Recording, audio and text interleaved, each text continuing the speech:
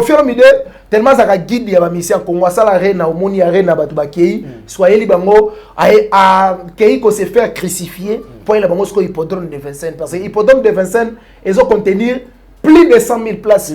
Ça veut dire New Arena et go kota wana 3 fois p. Sans combo ya Kofi Olomide na musique à Congo, tu as vraiment la perte totale. Kofi la musique, je pense qu'il y a un boussole la musique à Congo. Olomide c'est les précurseurs, pardon. Il y a Combo Arena. Lelo Arena comme Kermesse. Ça m'a fait plaisir. Je pense des jours passés à Nazaki, côté à Babandal, bah ça terrasse mon comme Arena. Et ça a plaisir ma casse. Na comprendre que Kofi Olomide même Combo et Arena, na milliers d'artistes congolais et puis Lelo Arena comment parmi ba Kermesse. Oh lelo artiste et toi zolukata Combo sala na comme nango papi na suka nango za la Arena. Ambassi a pesaka. Eza o ba prenaye. Eza o ba prenaye. Ça dit muto ba prenaye koyembe pas faux chanteur. Eza pas si pas bien. Donc fallait ça faux chanteur. Papa, na ebisi boy. Muto ba prenaye koyemba et pas faux chanteur, c'est que na yena faux chanteur bazwa court bien té. Neti nga selonga, fallait ça grand chanteur té. Si Joka place na moni bena kizengi. Via zu bena intelligence na parce que na la estime bela envers. Mais place na moni vie ami comme ici kizengi poka zu visa, qu'on ba mo sold out. Falinda ena. Ça veut dire pour na Joka sold out. Et ça dit mo esika. OK, sold out signifie guichet fermé en français. En anglais des sold out. Donc pour na Joka sold out c'est extraordinaire. Pas ça complexé. Et en gros, on a concert, il faut la signification. Signification, il y a concert à Falezani.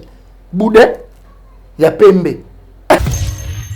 Salut mesdames et messieurs, fidèles internautes, vous allez tellement ébélé Bolanda Rabisso sur votre canal MK et Yokani TV. Bonjour, bonsoir, ça dépendrait de l'heure à laquelle vous allez regarder cette émission, toujours présentée par les vôtres Bob Mikoma Bem Crésolite de Partout de la Presse. Vous allez tellement ébélé, continuez toujours de commenter, de partager, de liker nos émissions sur votre canal. Un grand merci, Nabatutu, Balanda Rabisso, Basouténa Rabisso de partout.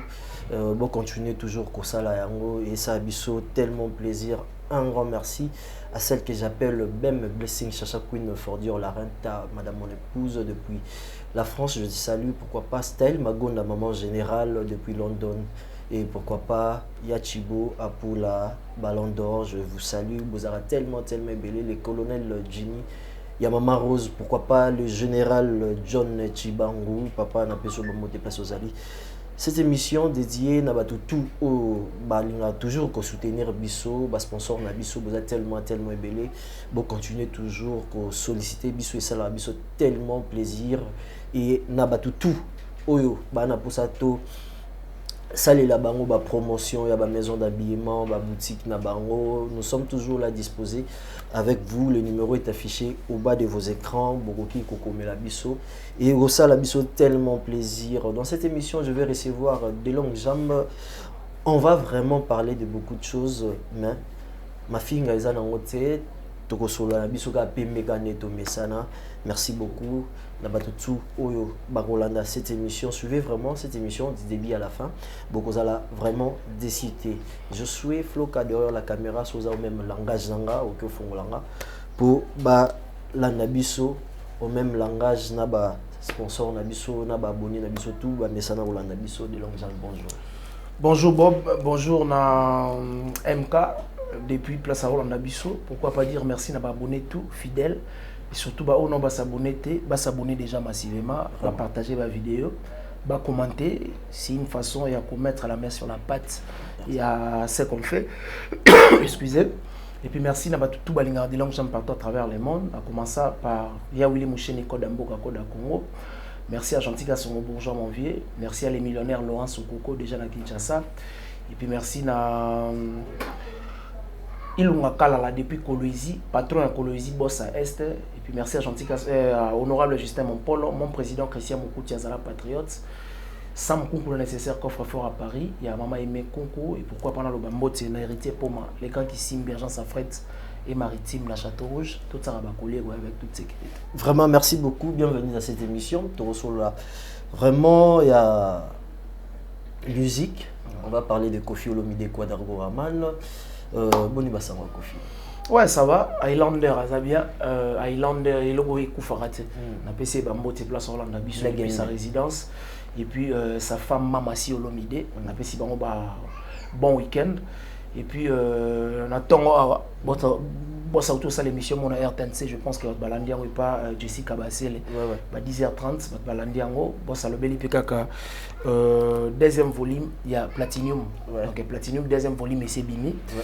Il y a des quelques chansons. Ils en ont Katiwana. Tu vas procurer CD. CD physique, ils ont été comme un qui j'ai l'habitude à Oshwe. Et puis na Gombe, et était comme un avenue Baron Jacques. Ouais. Et pas Miss Minou. Il y a des très belles chansons. Vraiment sans modération. Vraiment sans modération, et ça là, vraiment qui tout le monde va titre bien, va featuring paysa. Va titre bien, va débloquer ça, anti-divox, va isa passi, va babila, va boutique, va le boko mobile, va mama si, déjà va yoka qui va mama rifa, va débloquer. Donc, taxi, ou asali featuring na Inosbi. Donc, il y a des chansons vraiment où ils en ont kati. Vraiment malembe. On comprend que le contenu, on est dans savoir moko, en tout cas extraordinaire. Contenu, ils ont vraiment bien. Pourquoi le vieux n'a pas au fan d'un vieux mingi au partage le vieux a qui l'idée il a qu'on débloquer n'est pas ce toi on a bloqué, veut poni débloqué. Ça se dit à quoi? Je pense que acte sur politicien ça là, na acte au artiste ça là, c'est significatif. Ça veut dire qu'on a vu ça on lobby a bloqué. Ça veut dire ça là selon analyse nanga, une faute avouée ta moitié pardonnée. Ça veut dire avouer et là on batu ba mon on dirait titre mais alors la vérité que la musique il y a Congo et ça qui a un moment bloqué. Parmi marambo et ça la musique à Congo ça l'a bloqué, ba poto et kangamaki et puis ba artiste mingi ba comment qui inconscient retiré compte il y a des contenus, il y a des disques au bazo sala. Ça veut dire que ça va disque au contenu dans les vraiment forte, contenu dans les beaucoup na insanité au lieu aux ala loko batu ba go vanda ba papa parents na bana na ba vandi ba otala yango. C'est pour cela qu'au fil de tant que précurseur, tant que guide, parce que mutala ça batu nzela batu bazaka soumis aux angana simana. Vraiment. Ndaye na débloqué pour na relaxa batu que musique à Congo et comme siko débloqué par rapport à ba titre éducatif par rapport à Banzembo aux parents qui vont na bayoka. C'est pour cela qu'au fait le midi a intitulé qui chanson phare wana débloqué. Débloqué, merci beaucoup. On nous éclaircir biso. Donc il n'y a qu'un album en qu'est-ce que Kofi nous prépare parce que tout le monde a un album il m'a tellement awa jusqu'à preuve du contraire batbalandara biso na Congo ba mon album mon réseau trôné. Tant Kofi a il biso de sous c'est bon titre album mon ya kitoko. Est-ce que ça va égaler d'autres albums? Parce que si le lobe album Missou c'est Bima, sans nango et banaraté, lis-moi, album Missou c'est Ali, artiste Missou va continuer à combien ça album. Il y a un combat album on a où irata, na où est Missou premier. Parce que je ne sais pas au sali estime ou au confirmer que tout le monde a dit que un peu l'estime il y a batu ndenge balobaka estime ya batu on a bato bara pour mutu moko boeto baza pena ba mélomane ya la bonne musique tout le monde qui album le quoi dynastie bimaki tout le monde qui album le quoi formule 7 pour la dynastie ça va ou ça va pas pour là ça va ça va si on ça va pas ils va parce que tout le monde a l'album Missous de quoi babal de match à papa chéri Wanda ça va pas on a peu au cause on a moi raison parce que Bima vraiment vie dans moi c'est ça on a peu dans raison Bima ça peut album et mais maestro qui est bien il y a maestro qui est bien but boy mbaba nzembo et qui est bien et qui est bien kitoko donc légende Platinum est une particularité dans yango moko. Et puis ce que j'ai beaucoup aimé chez Highlander Kofi Olomide, c'est que Banzembo tout est une diversité à babunango. Ça veut dire il passe à Wazati. Que oyo ki oya kokana oyo que embouteillage les ande mona boutique, que mamari faisant des mona na taxi rien. Donc il y a ba diversité, il y a ba chanson ils en a katiwana, il y a on a outre sur na débit, ba procurer vraiment CD, ba somba na ba plateforme la semaine prochaine déjà na Amazon, na Fnac. En tout cas, bah on a décidé. Ça veut dire les gens de Platinum mais exception. Il y a des disques tout bimi une semaine déjà na Mwanda Moto Kende. Je pense que va pas passer en temps Bayo Kayango en tout cas bon ça décidé. Sur 40 quelques titres. 40 quelques titres. Na première CD tu as 15 titres. Na deuxième CD tu as 14 titres. Na troisième CD tu as 14 titres. 14 titres donc 43, on passe derrière 43 titres déjà. 43 titres déjà. Est-ce que il y aura des tubes oui là parce que tu es Kofi Olomide a tiqué la biso ba tube kala. Est-ce que l'album a eu biso écotique la biso na ba tube biso?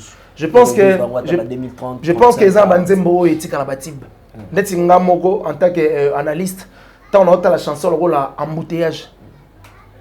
C'est des chansons oyo kati nango tellement fort pour limo eza moi pas si parce que ba parole eza wana eza ba parole habitualité. Neti ba parole ezonga zonga na musique congolaise nzanze bonga na langi mon papa simba mama babilo wana ezongi zongite. Kuno zoyoka ba otuna nani akoyebisa biso quantité o mbisi à vivre en ebale pour azala calme parce que mbisi azala joyeux te na ebale nyonso ya na quantité moko o mbisi soki ezuye pe na kopona ke te a osiko pe na ngai o ekoki tala ba maloba ba genre wana eza moi genre ya na ba maloba lokola combien de bisous mobali asengaka azwa pa mwasi po azala totalement erré maloba ya bongo na musique ya Congo ezaka nango te le samedi bat bazwa vraiment temps ya koyoka yango et puis il y a des chansons comme boutique. Ceux qui nous aiment beaucoup comme boutique, on comprend bien que Kofi Olomide a beaucoup travaillé. Des chansons comme des Mama Rifa. Pona Rifa na kobo mamoto. Parce que Mama Rifa ça, les qui artiste star pour les qui artiste tout ya monde. Mutale qui azata?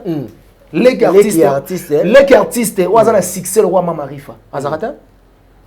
Les qui artiste, ou azana succès le roi Mama Rifa. So azala oyebisinga azarate. Ça veut dire un succès immense donc ça me fait ça donc ça veut dire bah type vraiment éthique là il y a tant de chansons, il y a des chansons comme des Mwanandwele. Maintenant bazui tant ya koyoka yango te. Ba yoka yango il y a des featuring au Kofi Olomide Salina Gali Garvey. En tout cas waouh. Le featuring le roi Inonce Beat Taxi. Waouh. Donc il y a des chansons maintenant ba kota ba yoka ba procurer ba CD ba non ba zuité en tout cas ba on a décidé. Vraiment tout à qui ba année antérieure tout à que mon a Kofi Olomide a biso après 13e apôtre Ezaki fin peut-être la carrière on n'avait pas compris les termes où il avait dit mais les gens s'étaient dit ah donc Kofi a besoin de retraite mais dans la musique mais on a revu encore Kofi Olomide à Zongi toujours dans toutes les générations Nabana Oba Obima na génération Akala, qu'est-ce qui est Kofi dans la musique? Kofi la musique, je pense qu'il y a un boussole la musique à Congo. Mais Israël Moutombo Lobaki. Ça veut dire sans Kofi Olomide, pour avion sur le temps pour la sans boussole, pour perdre repère, pour atterrir pe na mai. Parce que balé na likolo et mon on dirait piste mo pour atterrir. Ça veut dire boussole sur exaté et reperdre bino repère boy banzela bo qui était et puis boy baté bo qui t'a ça me fait ça donc ça veut dire sans combo ya Kofi Olomide la musique à Congo, tu as vraiment la perte totale. Et puis, deuxièmement, Kofi Olomide Alobaki na 13e apôtre, ils ont parmi les derniers albums naïe, mais je pense que Oyo, ils ont vraiment dernier album à Otika na single. Parce que moni à un certain niveau, mon toupé, Sogi est accumulé trop, et comme on rappelle s'attirer, qu'on vende, qu'on concevoir 43 titres comme ça, c'est pas une mince affaire. Ça veut dire aussi que la table a 8 titres, 7 titres, pour appeler ça vraiment les meilleurs des pour appeler ça temps, il y a qu'à réfléchir moi calme.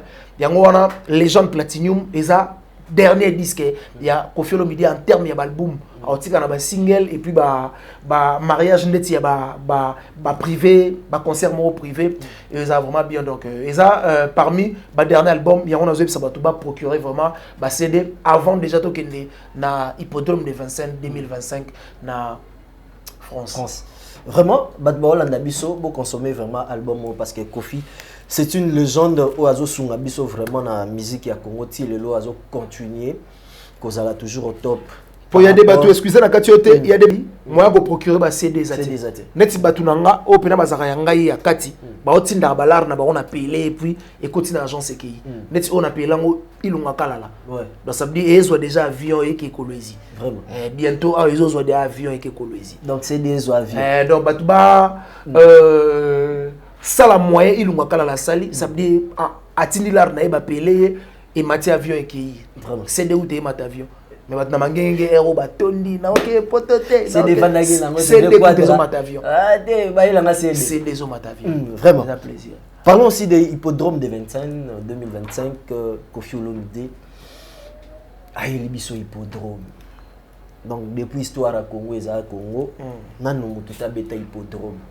Tu vois mon ba Michael Jackson, ba Johnny Hallyday, Valinga tuta côté ya ba légende wana côté Mikili. Qu'est-ce que Koffi nous prépare? Merci, c'est une très bonne question. Je pense que Koffi azo préparer les biso qu'on a crucifié pour la musique à Congo, pour le lobby, tout le monde a peut-être fouillé dans au moins les Koffi Olomide c'est les précurseurs pardon. Il y a Combo Arena, les lots Arena comme Kermesse. Ça m'a fait plaisir. Je pense des jours passés à Nazaki côté à Babandal, bah on s'est terrasse mon comme dans Arena. Et ça n'a plaisir ma casse. Na comprendre que Koffi Olomide même Combo Arena, na milliers d'artistes congolais et puis les lots Arena comme parmi ba Kermesse.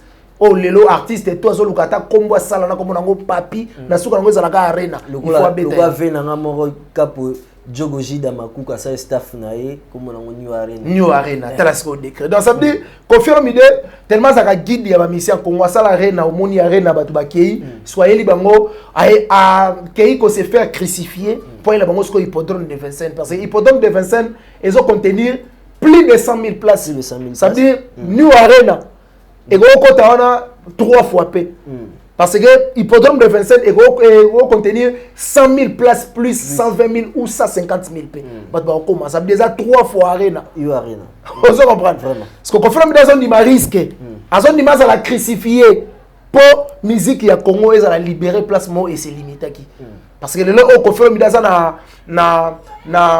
na forte obligation il y a qu'on remplir place wana ou forte obligation il y a que place wana les kabia pour artistes congolais ba soit rage que lobby ba taper dans la place à 200 000 ba signer place à 300 000 parce que c'est possible ça veut dire au Koffi Olomide ça là comme on a tout est possible à celui qui croit ça veut dire Koffi Olomide à croire na yemoko que concert wana il s'est passé bien il y a septembre déjà billetterie au fondement parce que la quand la date je pense que en septembre, on a confirmé tellement à exception. Les artistes congolais, alinga rosa ndé monté na batundé basalaka a pesi concert, ba pesi mamo date et puis et créer moi embrayement et ça la bien donc ça veut dire en tant que guide, alinga a pesi date a pesi temps il y a billetterie a pesi date au moins ce artiste mingi ba comment ça la paie beaucoup. Vraiment toujours kendeka bien.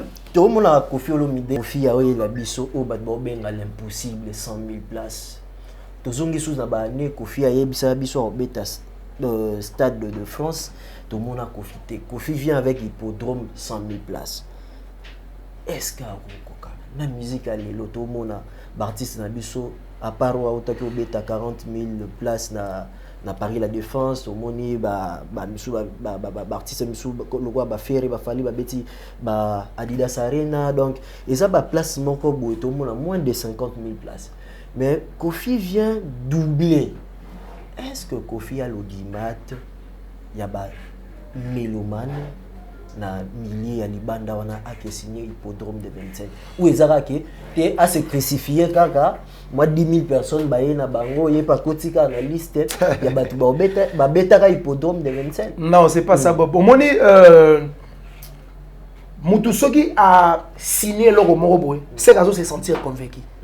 Parce que conviction ya mutu et ça la ka yé moronda yebi parce que ça y est ça veut dire na kati ya conviction ya Koffi Olomide ngai na yo na ba otala biso peut-être toi ba profane to yebi te nini ozo assurer que ya kobeta mais ngai na to yebi que Koffi Olomide a des tubes à succès Koffi Olomide ça na ba disque o batu balinga ba yo kango pe ba reyo kango en live tu sais des disques comme des Abracadabra.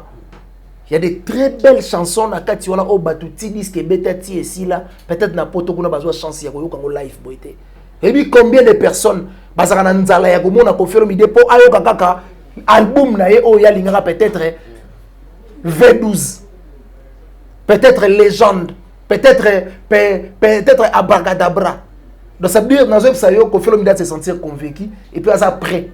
Il y a crucifié pour musique qui a Congo les cas. Ça veut dire que Koffi Olomide lelo azo jouer rôle à Moïse. Ça veut dire ça l'obligation en bête en na mai kabwana et l'ongo l'artiste congolais force. Il y a que est-ce que tu as place wana va se sentir convaincu que na ko date na sali promotion, j'ai des fans, j'ai des mélomanes, j'ai des fans, il y a la bonne musique, ou azara fan à montouté, bah qu'on se déplacer de partout bah ya pour bah la musique, il y a grand mot parce que bah tout bah comment bah fan il y a bah tout.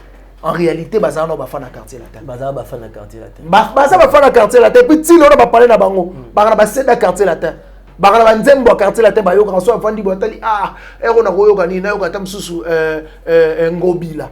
Enfin, il peut a raisonné. Ah, attends, toi, madame, il y a des bateaux, il y a bon, on s'est déplacé dans l'hippodrome. Donc, ça la calme. Je pense que Nzamba a bon, babiso titan. Titan, tu as vraiment un avec quadre. Tu as la peine à l'hippodrome, la mystique à fourmi. Pour Anité. Ouais. Pour Anité. Tu as vraiment un en 2025, malgré la date, ils ont tellement belé, artiste, date. Parlons des arènes, toi, que mon avait pas confrère Nabiso. Fafa Soupi, malgré le bac et le moko, bat balandeli ba recherche, ba mon keve, amemi biso un peu na moi libunga. Tant à lobi que atiki arena, y a ba jeune génération, ba Malken, ba Beyoncé, ba Johnny, ba Beta arena te. Très bien. Veb anaga lobani parce que tant ba vérifier, ba monique ba Beyoncé, ba Michael Jackson, ba Beta ba arena ba 1988, ba moni ba arena ba 95, mais vieux anaga lobani na place wala.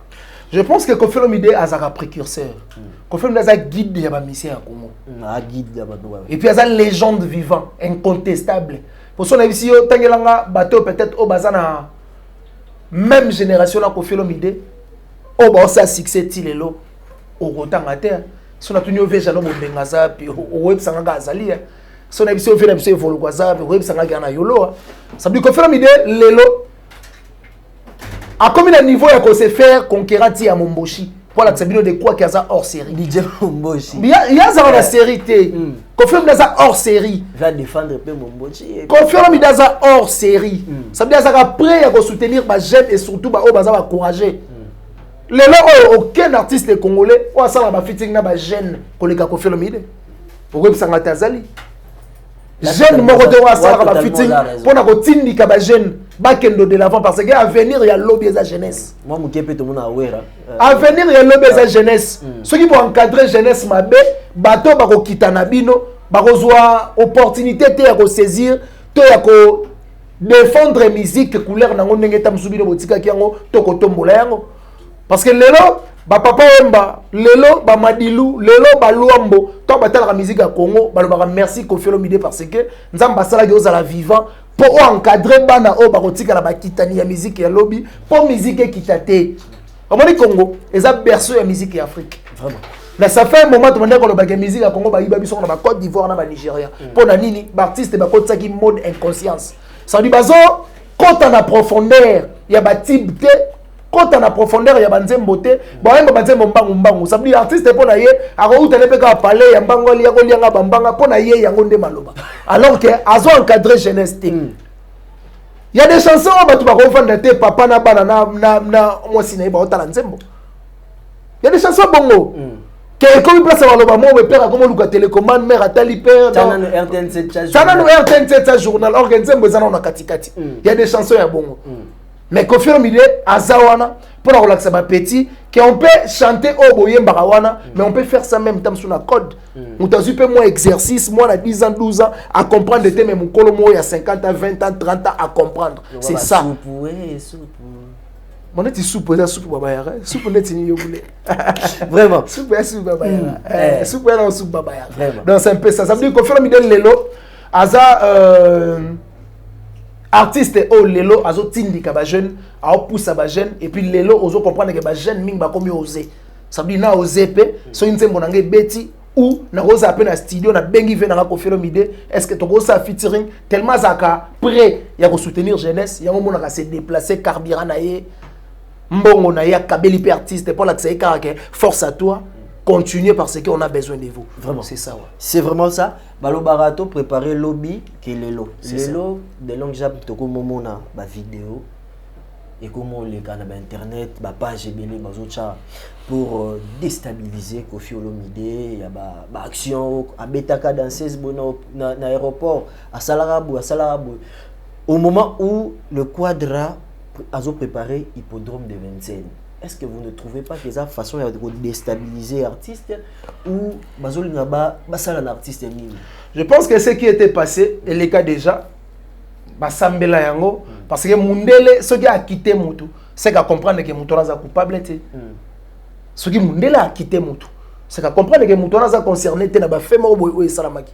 Mais ba tout temps souné bazoya na ba biloro ya bon moni c'était quel jour hier on dirait hier ou avant-hier na tala que mission moko Popol Mopassou la salaki pour na ko défier to pour na ko désorienter ba propos ba joka ba yaki nango ba propos o ba manix ba yaki nango ça veut dire ba tout le monde ba vanda pour nga selonga na mona ko dirait warrior to ba analyste ba fabriquer ba poka ba contredire Maramba Kofi. Ça veut dire warrior signifie le contraire de Kofi. C'est vrai. Et donc ba sala bango po ba commissaire Maramba Kofi ka contraire. Kofi ngolo ba ba commissaire ngo be na marque na bango. Yango wana ermo salera pas si. Lelo voir Joka ya ko yebisa biso ke Fali est plus mieux que Kofi. Fali alors que Fali non nos opportunités te ya on musicien le roi Fali. Non, il fallait azur opportunité. Mais pose à la plus mieux que Moutou. Faut ça la Moutou mo waza mieux que yopé. So ko établir ba dire à Joka. Mais papa, lelo oyo batutu ba yebi ke on a connu Fali parce qu'elle est dans quartier latin.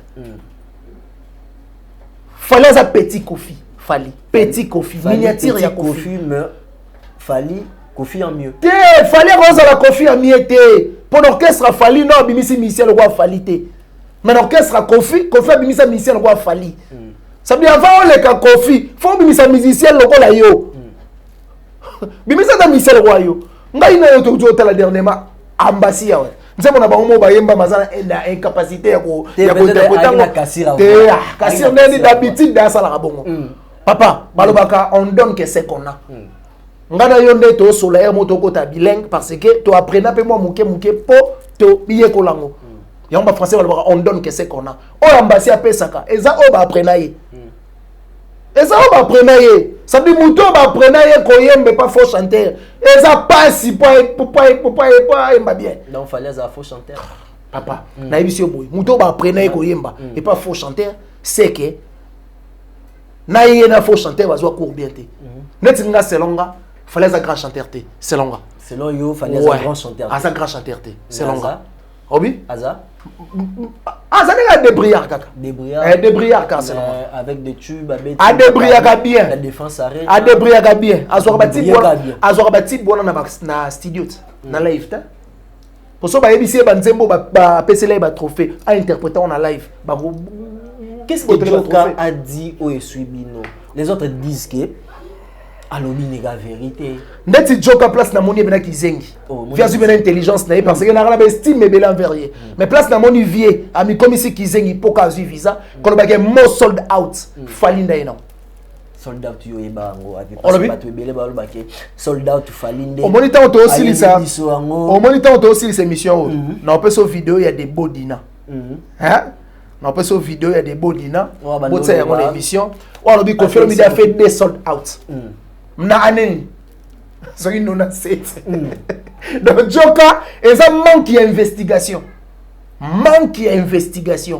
Ça veut dire pour la Joka sold out et ça n'est moins sika. OK, sold out signifie guichet fermé en français. En anglais des sold out. Donc pour la Joka sold out c'est extraordinaire. Pas ça complexé. Pour yoki ke falinde ya banito. Pas ça complexé. Et pas ça le bangana mwana so ya ndako zonde yoza sur parent. Na âge ya Joka batikaka ida aza DJ. Sera kala route ebi ke ba parent mwana so asala musique ndoki. Chor. Parce que yo mwana batika yo déjà o betaka musique na ville, na atmosphère. C'est que osaka déjà kuluna. Vraiment. O botama na ndako o papa na maman ba place moko te. Au bout de la place au besoin de l'éducation par correspondance. Papa na maman bakabwana yo kenda na maman ba pia ko éducation na chombo. Yango na ndoko sa makamba bongo vraiment. Donc ça veut dire on tenir ba propos moko boye on a évité lelo era a auto défier bango. A défier bango. Mais défier bango. Alors il fallait qu'on a Kofi à miété parce qu'on a connu Fali grâce à Kofi. On a connu Fally grâce à Kofi. C'est la biso Fally en miniature le sous. Fally fait ce qu'il a appris chez Kofi, papa. Le bon travail. Il fait rotater pour maintenant qui ma classe, voilà. Mais il a appris beaucoup de choses chez Kofi. Fally a eu goût à avoir un trophée pour mon Kofi a un trophée dans Misunaï. 4 Kora Award. À mon amour, na Misunaï.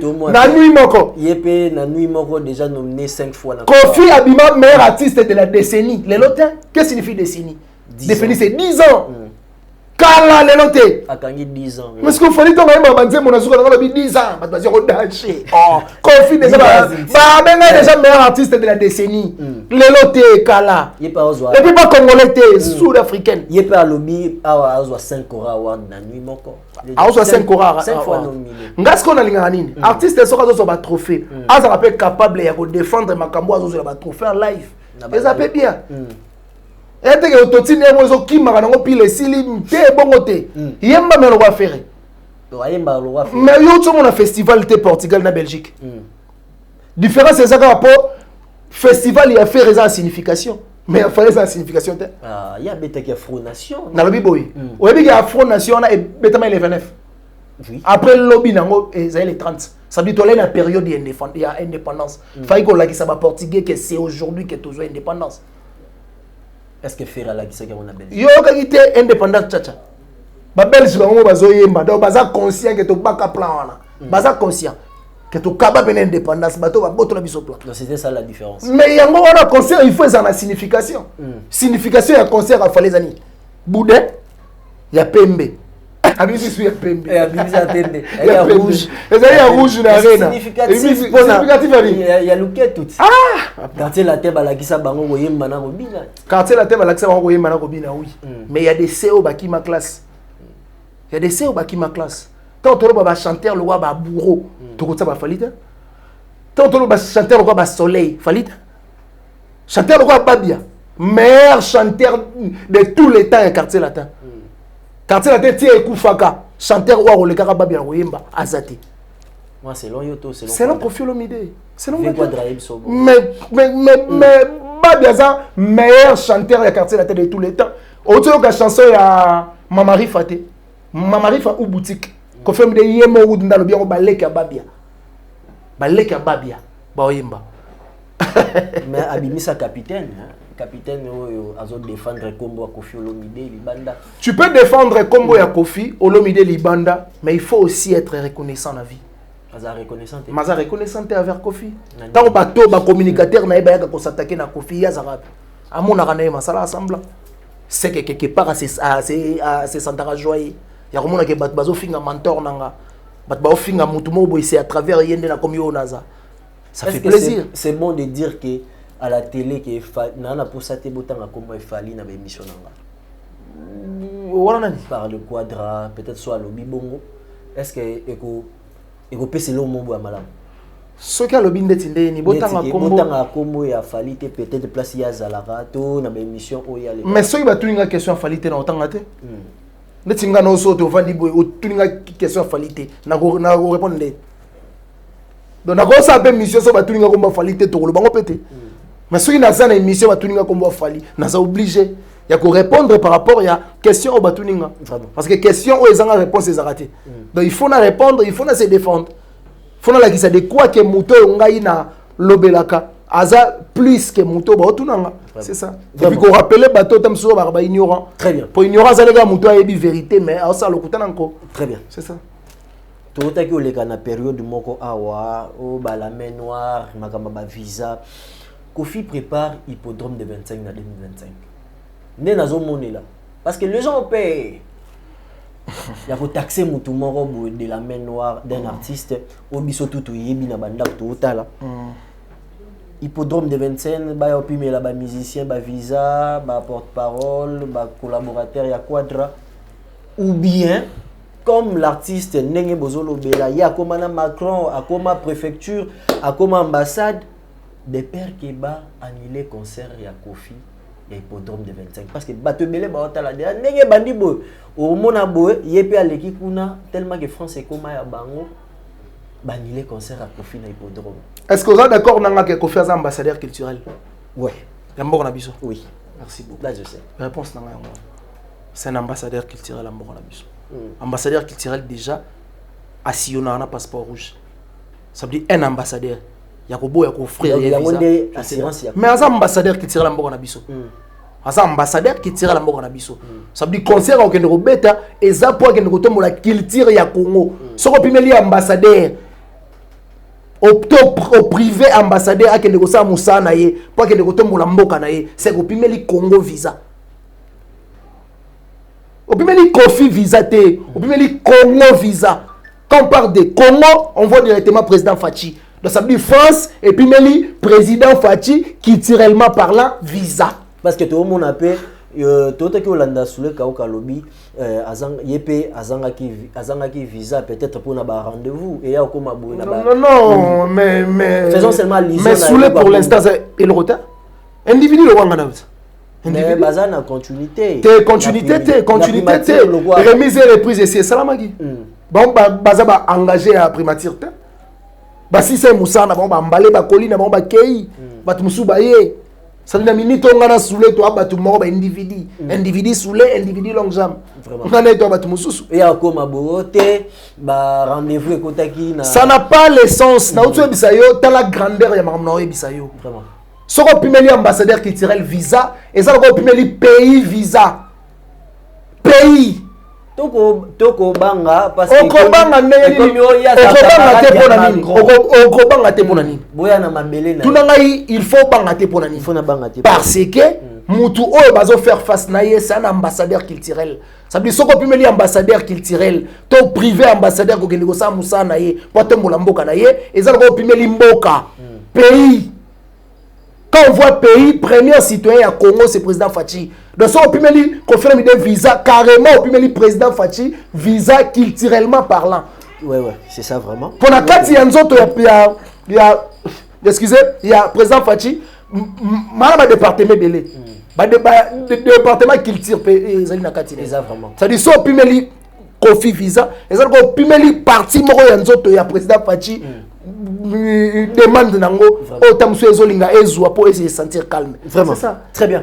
Bisogno son hippodrome de 25 vraiment aux Alawana en 2025 avec le Quatrago Raman Kofi Olomide. Highlander mais ça Highlander Mr Dobolo King les Golo Highlander.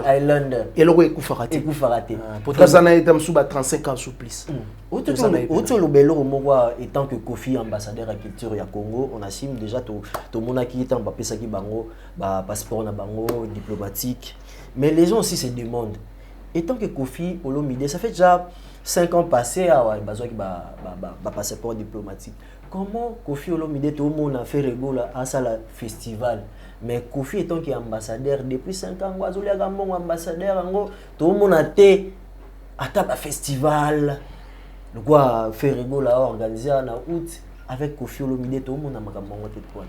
Je pense que Kofi Olomide a aussi Moussa na qui ambassadeur dernièrement où tu as visité jeune frère na Ferré na Adidas ça veut dire on est à département na azaki wana Moussa la yango wana osala ça veut dire que neko assister musicien congolais na département na osa Moussa la akindaki a prêté main forte au mona ndenge lekaki et puis osala ba fitting na ba jeune eza département na département des culture département des ko promouvoir département des ko assister artistes ozobeta partout et puis Kofi est obligé il y a rien à concert à mutu nyonso ata ba invité été ouais ra robeta concert lobby Kofi akei pour ça département mais alors ba ça fait na lupango no mozo za ba invitation vraiment lupango ya culture c'est Kofi Olomide tous la pe Kofi c'est la biso pe festival mo wa sang sa artiste le roi moi le roi et loko to beta on appelle ça quoi francophonie. C'est une demande et puis c'est une bonne idée. Je pense que Kofi Olomide en tant que bouliste, en tant que visionnaire, il peut développer sur toi et puis ça calme peut-être au rose à prophète. Merci beaucoup. Merci beaucoup. On a presque tout parlé. La légende est avec nous toujours, Kofi Olomide. Toujours c'est l'hippodrome de Vincennes parce que tout le monde a des détracteurs déjà bandit. Tout le monde a bangoga na réseaux sociaux pour ba vidéo mo ba et bandeli malamu bon boulot donc to tikeli bino malgré tout salaire eza na ngote mais bon boulot salaire eza na ngote bon je la salaire bazo zo ba vie na ba internet bazo ba vie mutu soit ke poto de vie en tata mutu azaka na pota bulaka ke lola c'est les retard pour na biso ba congolais net yo so batuni olola na poto pour nani lola vraiment tout le monde a ba o ba OK na ba poto c'est pas complexé mais ça pas complexé bato musu ba kana bande côté na poto vraiment donc yende première dit ka famille ndenge pe a fula ki on attend ba artiste baza reconnaissant comme Joka Auto lo bangwa que l'artiste est reconnaissant, mais avec Fali, il a vu que fallait reconnaître et à moi bien. Et Joka Zande complexé. Complexé à poto. Problème na ezaka complexe. Et puis que mutamema njo rambali boso na poto c'est wata. Ouais. Njo a travaillé combien de temps avec Wata? Bah il en a 2 ans comme ça. Il en a 2 ans de temps où il s'est ba même ay poto. 3 mois route. 3 mois. 3 mois route. Poto mbala. Donc ça veut dire ba Joka baza complexé. Maman n'a complexé blaguité. Malheureusement, ma concert au Bakay, bah, on va 30 €, 30 €. Ou 30 €. Et bon, bah, ambassadeur, oui, ça dit 80 €, 80 €. Ceux qui musiciens, 80 €. Et bon, yo communicateur. 10 €. Yo zuan wapi. Yo kate. Yo zuan wapi, yo ba 30 €. Ça quand internet. Kasi parmi ma gambo sali à ambassi à longo. Yango on appelle. On a 30 €. 3 arènes à tout babeta 44 80 80. Ceux qui na 5 ans à Canada, ba pesa pas Fali, na 5 ans na Schengen. On parle de pognon. Des pognons on parle de l'argent. Ba beti 3 arènes. Est-ce que visa ba foutre la chaque fin du mois. Donc 80 à 3 arènes. 80 80 80. Donc 200. Mais artiste est millionnaire. Artiste est millionnaire. Soi-disant millionnaire. Ouais, celui qui 3,5 millions. Soi-disant millionnaire. 3,5 millions. Ambassy on a 80 €. Soi-disant millionnaire. Parce que millionnaire avant dans la prince tende avant d'ara. Avant d'ara. Millionnaire bongo. Na balabala bongo. Na mutuka so et tout inda. Babi azaki golo chauffeur. Babi azaki golo azaki abulaki. Babi chauffeur azaki golo. Azaki golo ayo tout kara. Mutuka nande ya kofi. Vepe quoi de la batini. Mais c'est vrai il a dit en tout cas Congo il a fait. Congo est un bon modèle qui est. Et on a partout dans Kende pour la zone. Vraiment. Pour la zone. Il faut. On a presque tout dit. Malgré l'artiste, tout le monde a pas avec Kofi, tout le monde a toujours rappelé que va bêter un hippodrome plus de 150 000 personnes. Plein. Il faut avoir la foi. Kofi Olomide déjà quartier la thèse c'est l'orchestre au bas de bulletin des pays. Faut-il le salaire il a fallu ça non. Bon nano atinda mutu te yakozwa poti lelo fali azaka mwana musala Kofi oyebite azaka na mise en disponibilité nano atika lettre d'émission te ça veut dire ba salaire na depuis longwa ti siko ezali ngola aux opportunités au lekaye azui so pa muni otinda mutu bazweli yo ko so te abi so ka lobi na zwela ye officiellement bona zweli na ko tikila ye la pompe et osunga ye ndemi rebukani bon osunga ya patron obi ya patron ah ouais ba montrer ba tout le monde a montré. Malheureusement, oui. Malheureusement, oui. Ouais. Heureusement, mais malheureusement. Tout le monde a montré.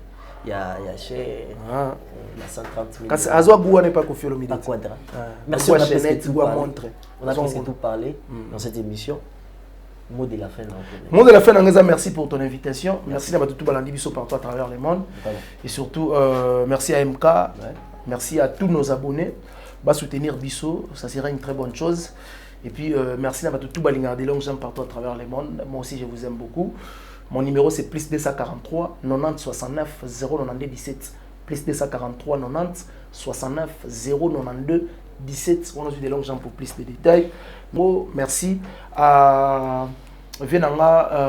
Jean Bedel de Paris, Papa Mindele, Nabi Gazolandanga. Puis merci à Gentika Songo Bourgeois, mon vieux. Bon week-end aussi à Ilunga Kala, la patron Est Boss à Kolwezi. Merci infiniment à mon président Christian Moukoutia, la patriote, patron de la fondation Christian Moukoutia, il y a Maman Judith Naba, sans le nécessaire coffre fort à Poto, Empereur JP Lumbala déclarant, héritier pour Malécran qui signe l'agence affrétée maritime, tout ça Bakoliwana et avec toute sécurité. Vraiment merci beaucoup, Nabadou tout. Libakou, vraiment, Rolanda, cette émission, suivez vraiment cette émission du début à la fin.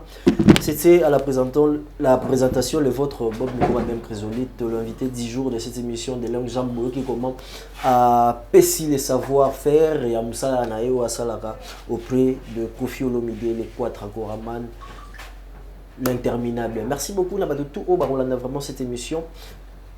Le colonel Jimmy Amama Rose, le général John Tchubangu. Staël Magonda, maman générale depuis London. Il y a Chibo Apula, Ballon d'Or, on a sur Bamote Place aux Ali, Bamote na Djogojida Cappuccino New Arena, Bamote Nanga na Vieux Deoise, pourquoi pas le président Deyana, na maman Jida, na Pesibino Bamote, Botikala. Kimio, on se revoit encore. À la prochaine. Ciao.